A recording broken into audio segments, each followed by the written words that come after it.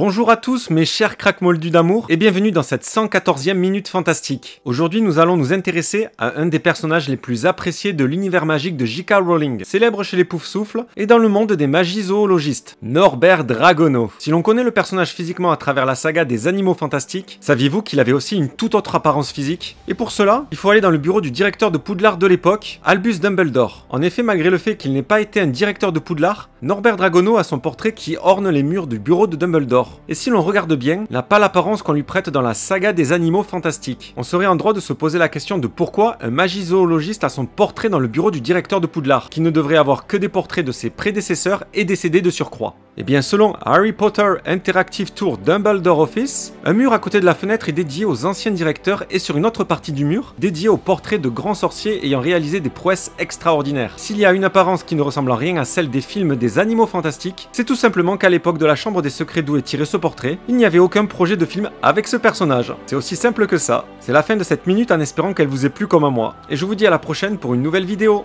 Bye!